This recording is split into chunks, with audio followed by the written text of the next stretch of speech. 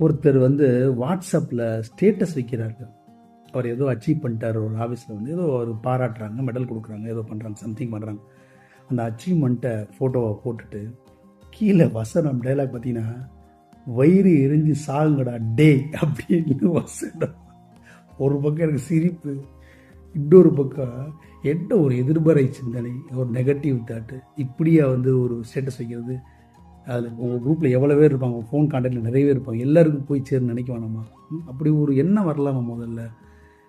அப்போ இன்னொரு கேள்வி எழுதுனா, அவங்க வயிறு எரியறதுக்காண்டி தான் நீங்கள் வேலை பார்த்தீங்களா? அந்த அச்சீவ்மெண்ட்டே அதனால தான் பண்ணீங்களா?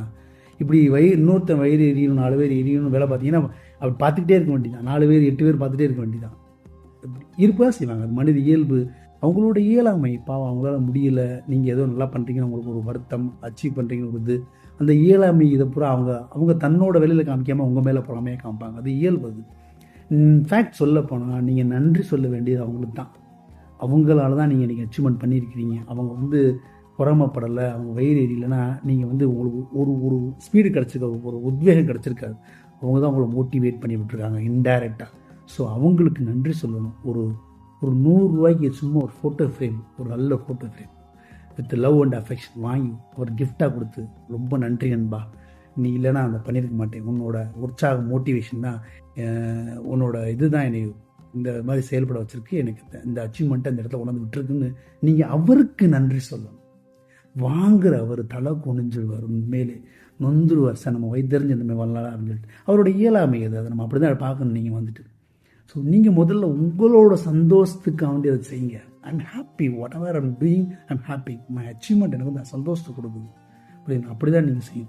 அவருக்கு நன்றி சொல்கிறது மூலமாக, அவர் ஆல்ரெடி வயிறு எரிஞ்சிட்டு இருக்கிறாரு, இப்படி ஒரு ஸ்டேட்டஸ் வச்சிங்கன்னா இன்னும் அந்த வயிறு எரியிற வயிறில் எண்ணெய் ஊற்றுற மாதிரி அதை குணமில்ல படுத்தணும். நீங்கள் இப்படி ஒரு ஃபோட்டோ வரைமை கொடுத்து அவர் நன்றி சொன்னீங்கன்னா முதல்ல வயிறு நின்று அவருக்கு க்யூர் ஆயிரும். அல்சர், வயிறு எரிச்சல் க்யூர் ஆயிரும். ஒரு நல்ல விஷயம் பண்ணுறீங்க. 2வது, அவரும் மோட்டிவேட் ஆவார். சார் நம்மளும் இப்படி தான் பண்ணணும், ஒரு தப்பாக நினைச்சோம் அன்பான்னு சொல்லிட்டு உழைக்க ஆரம்பிப்பார். அடுத்த கட்டத்துக்கு போகக்கூடிய வேலையை பார்க்க ஆரம்பிச்சிருவார். 2 நல்ல விஷயம் பண்ணுறீங்க. அவருக்கு நீங்கள் இப்படி நன்றி சொல்கிறது மூலமாக அப்படி நீங்கள் பண்ணும்போது நீங்கள் அச்சீவ்மெண்ட் பண்ணிங்க பார்த்தீங்களா, அது உங்களுக்கு சந்தோஷம் கொடுத்தா அது பெரிய வாழ்த்தாக, பிளெஸ்ஸிங்ஸாக அமையாது. நீங்கள் இப்படி ஒரு பண்ணுறீங்களா, ஒருத்தருக்கு உங்களுக்கு சதி வேலை பண்ண வரைக்கும் நன்றி சொல்லி பண்ணீங்களா, அவர் நல்லது பண்ணுறீங்க, 2 நல்லது பண்ணுறீங்க, அந்த வாழ்த்து உங்களுக்கு மட்டுமல்ல உங்கள் குழந்தைக்கு சேரும்.